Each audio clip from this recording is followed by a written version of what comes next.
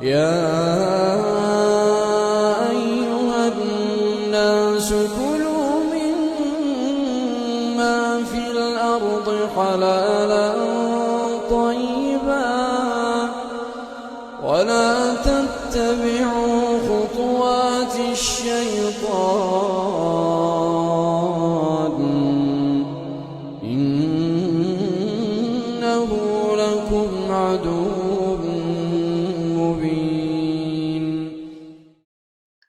أعوذ بالله من الشيطان الرجيم بسم الله الرحمن الرحيم الحمد لله رب العالمين والصلاة والسلام على سيد الأنبياء والمرسلين رب يسر ولا تؤثر وتمم بالخير.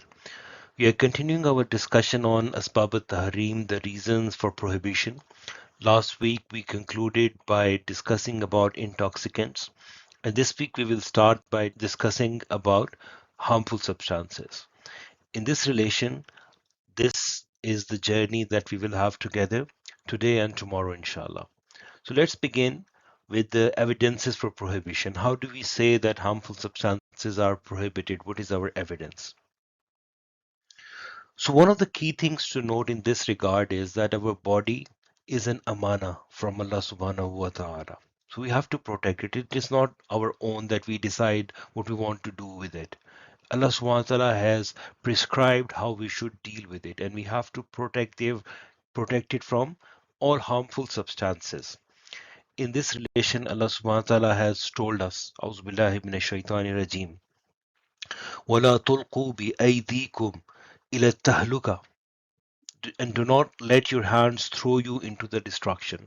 So any substances, any food, any drinks that can result in our destruction, the destruction of our body, we should therefore avoid that.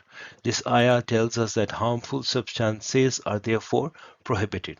Similarly, Allah subhanahu wa ta'ala says, A'udhu billahi minash shaitani rajim, وَلَا تَقْتُلُوا أَنفُسَكُمْ, and do not kill yourself, which means any substances that can result in human life being lost, then those substances are prohibited as well. So these are the foundations of why we say that the harmful substances are prohibited. In addition to that, we already discussed some of the qawaid that you see on your screen. We covered them in one of our lessons in the first week of the course. And one of the qawaid, one of the principle is this beautiful hadith of the Prophet sallallahu alaihi wasallam, la darara wa la dirar, neither harm nor reciprocation of harm. This is categorical prohibition of all harmful substances. Based on that, scholars identified other qawaid. For example, al-aslu fil mudarri at-tahrim, that the base ruling, the default ruling for harmful substances is that they are prohibited. So that's the base ruling. So anything harmful that we say that we have to use it, we need to have an evidence regarding how we say that it is allowed to be consumed. Otherwise, the ground ruling, the base ruling is that it is all harmful things are prohibited. And then we also know the principle that adararu yudal, that the harm has to be removed. So based on that, we say that all harmful substances are prohibited in Sharia. That was our topic one. Now we will discuss another very important aspect which we have discussed previously, but now we will touch upon that in relation to the topic at hand. And that is the topic of maqasid. We discussed in one of our earlier lessons that Islam protects these five and many other things as well. So these are the five key maqasid, and scholars have identified other maqasid in addition to these five as well. But these five are the universal and the base ones. And this includes protection of religion, deen, protection of life, protection of intellect, protection of lineage, protection of wealth. So any substances that can result in these five being compromised would accordingly not be permissible in Sharia. For example, anything that can take humans' life, it would go against hifz an-nafs, which means that it is compromising one of the great maqasid, the protection of life, and hence it would be forbidden. Anything that can take away our intellect, and we will see some of those substances today and some tomorrow, inshallah. So any substances that take away our intellect would accordingly be prohibited as well. Lineage, there are some substances which impact our family life, which impact our reproductive health. So those substances, those practices would be harmful as well. So this is how the current topic links with maqasid, which we discussed in lesson 4. So today we see one of the practical implications of that. So this would help us decide if anything impacts these factors and that thing is haram. That is prohibited. So the key ones in this regard today that we'll be discussing is those that impact the life and those that impact the mind. So those would be the key aspects to consider with regards to the harmful substances. Now we move on to the next bit of our discussion, which is a very important and very pertinent one. We are saying that all harms have to be prohibited. They're not permissible. But who would decide what is harmful? Nowadays, there are so many different chemicals, so many different substances, so many different types of drugs. What is what is harmful and what is harmless? How do we know? So for that, we see the experts. So the classical jurisprudence always worked hand in hand with the modern science, with the experts in the field. So scholars do not just give rulings sitting in their offices. The rulings are based on consultation with the experts in the field. And there's a funnel. So once experts say that something is harmful, then the scholars concur that and consider it haram. So Sharia gave us a base ruling. Every harmful substance is haram. And in order to ascertain what is harmful, we seek advice from the scholars as well, the scholars of the field, the experts of the field. Now we are going to start a very interesting topic. And this topic is that there are very few things which are absolutely harmful. There are other things which have got some benefit and some harm. So how would we decide like what level of harmfulness is haram?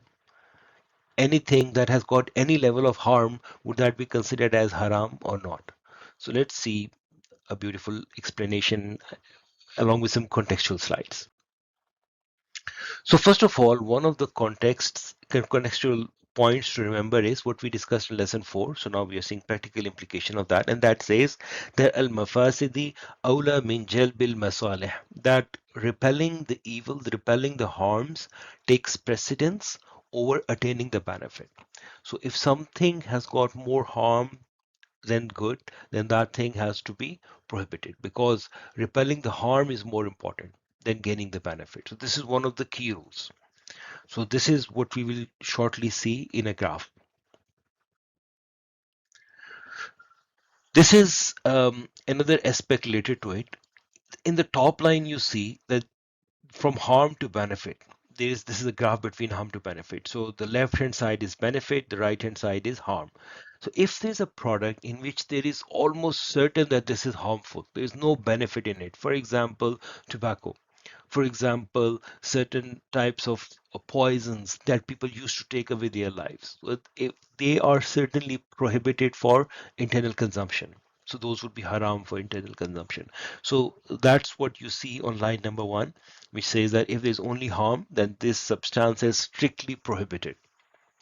What about the substances in which harm is equal to the benefit? That's where our principle comes in, which we studied on the last slide.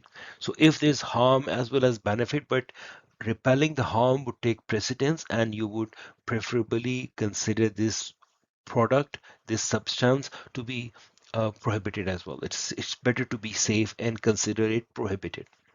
Then there are substances which have got more benefit and some harm.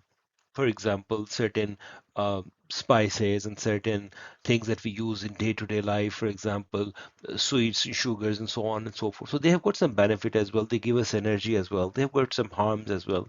So if there are more benefits and then less harms, then in those cases we allow those substances with harm with certain limitations, with certain conditions. So this was our discussion regarding the benefit versus harm percentage. Now let's see what type of impact these harmful substances produce. So before we discuss that, it's important to understand the types of harms. So one type of harm would be acute, in which it's immediate, it's rapid physical damage or rapid impact on health and it bypasses human safeguard, the safeguards that Allah subhanahu wa ta'ala has put in ourselves.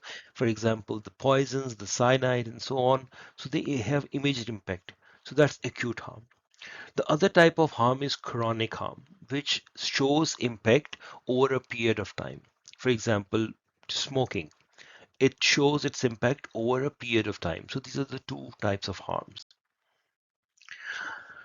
Then we see there are substances which are harmful for everyone. For example, tobacco. It's harmful for everyone. There is no one about whom it can be said that it resulted in improvement of health. It deteriorates, it causes different types of cancers. Experts in the field, which we discussed, who they are the ones who would decide the harm. So they are unanimous, they unanimously agree that smoking is harmful. So experts have ijma that this is harmful. So then we cannot consider it as halal. So there are some substances which are harmful for everyone.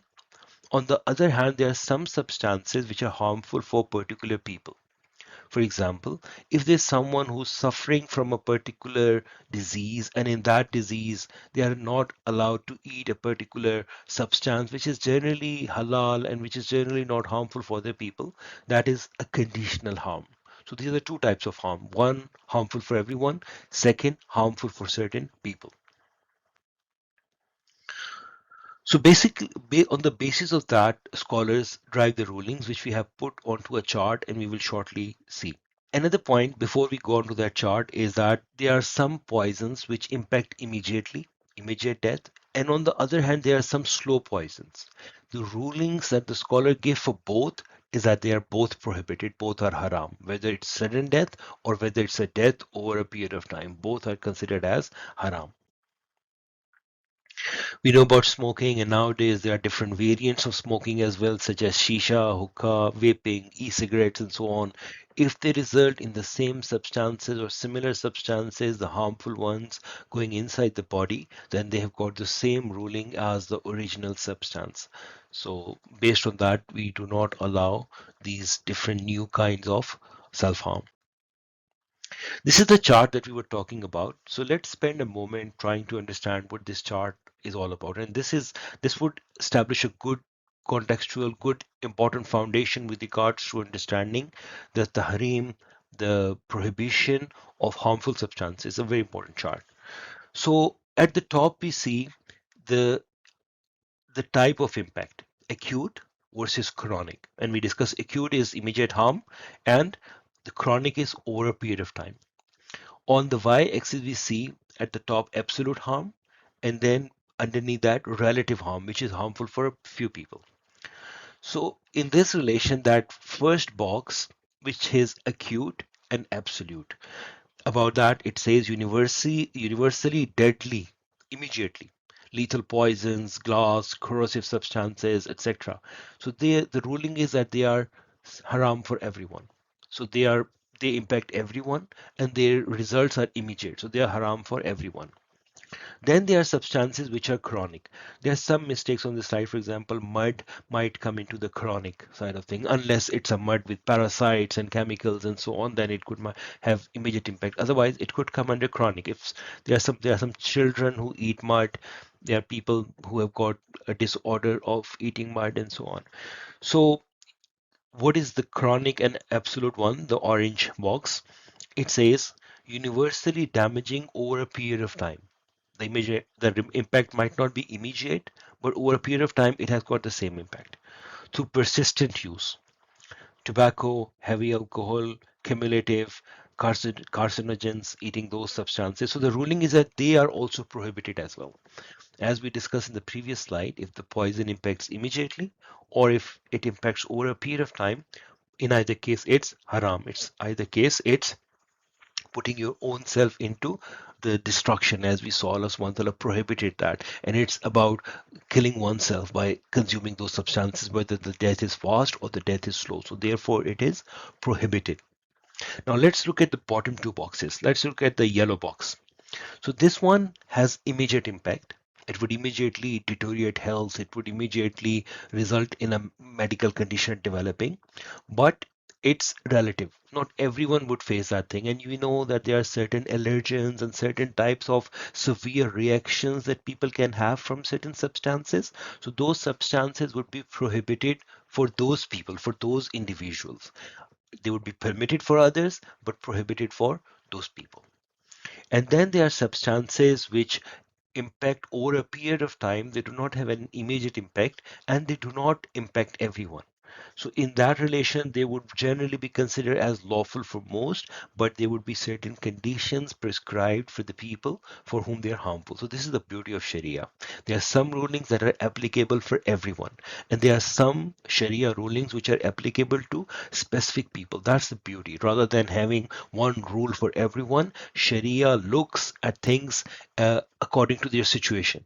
And based on that, Allah subhanahu wa ta'ala prescribes the ruling. La yukallifullahu nafsan illa wusaha. Allah subhanahu wa ta'ala does not burden a soul beyond what it can bear. So ruling specific to people, and that's one of the beautiful aspects of the Sharia. So next we discuss about the dosage dependent harm. In this relation, you can see this chart that if something is consumed in small amount, it is not harmful. But if the excessive amount of the same thing is eaten, then it is harmful. Example could be protein only diet. If one only eats protein, then that can damage the kidneys and can result in putting oneself in harm, which would be prohibited. So excessive consumption on one thing could be a basis on which Sharia can consider something as haram. So this is dosage specific ruling. Previously we discussed substance specific ruling, whether it's immediately harmful or over a period of time. We saw person specific ruling, and now we are seeing dosage specific ruling. If a thing impacts in high dosage, then it is haram to take that thing in that much dosage. An example we gave is the protein only diet. So we have to have a balanced diet for a few days or one day or till the time it is not harmful, then it is fine to take these diets. But over a period of time, they can be very harmful. Coffee is another example. It can result in dehydration. So having excess amounts of it would be harmful and therefore prohibited in Sharia. So this slide shows that if a substance causes harm in excessive amounts, then that excessive amount would be haram and prohibited. An example of that is a substance known as nutmeg. Nutmeg is a spice which is very commonly used in Indo-Pak. It's called jafal, javitri. So if you eat it in more quantities, then it can have a mind numbing effect. So it is haram to eat it in that much quantity. So that is why you would see that those people who present certain benefits of it, they are very categorical if they are responsible. They say that only just a very small, very, very small amount of it should be used, not more than that. Otherwise, it can be very harmful, especially for children and pregnant ladies and so on. So one has to be careful, better to practice caution. So next we will discuss a few points about medical exceptions, and the rest of the things we will have to leave for tomorrow because we will divide this session in two parts. So we will now discuss some aspects with regards to the medical perspective. So we know that under medical necessity, certain things that are harmful, that are haram, can become permissible. So let's see the application of that qaida that we studied earlier in regards to today's concept. So if there's no alternative and if the experts validate that that is the only solution, then the substances which are generally prohibited can become allowed and halal. But let's take an example of narcotics and other similar substances. So their recreational use, which means that they are not out of necessity, is certainly haram. It's certainly prohibited. But there might be certain medical uses which we will discuss tomorrow. For example, anesthesia. What does it do? It takes away your senses. So once someone is under anesthesia, they do not know what's happening to them.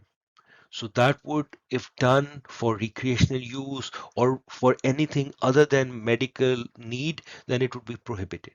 But under medical need, scholars allow that. And in fact, this was something that was invented by Muslims, which we will discuss tomorrow, inshallah. So medical use is therefore permitted.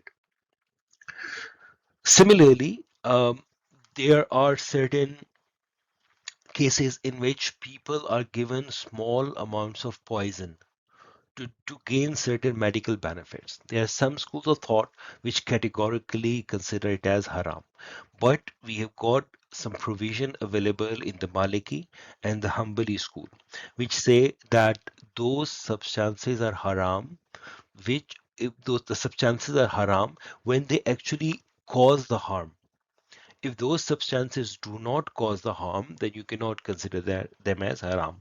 So they say that these schools explicitly state that poisons are only prohibited for the persons they actually harm. How does this ruling benefit? This ruling benefits us in a way that certain vaccines and certain other medical uses became possible because of this ruling. In Islam, they are permitted, therefore, according to this perspective. If a poison is heavily diluted, compounded into a medicine, and administered by an expert physician specifically to target and destroy a disease, it legally transforms. It is therefore allowed according to Maliki and Hanbali school. And many of the vaccines and other medical aids operate on this principle. So this is where we will stop today. We will divide this lesson 9, into two parts. Today we establish the base foundations, and tomorrow, inshallah, we will see some practical applications. So, inshallah, we will see the the aspects related to toxicity in food. So how does it happen? Toxicity in terms of feed of animals, and they can then become harmful. The halal animals can become harmful because of what they eat. The halal fish would become harmful if it ingests mercury from the pollution that human beings spread on earth. Similarly, we'll discuss about mind-altering substances such as different types of drugs. We will discuss about food poisoning, and these are the practical applications which we will inshallah discuss tomorrow. So we conclude today's lesson over here. This lesson is continuing. Its second part would be shared tomorrow inshallah. أقول قولي هذا أستغفر الله لي ولكم ولسائر المسلمين والمسلمات سبحانك اللهم وبحمدك نشهد أن لا إله إلا أنت نستغفرك ونتوب إليك.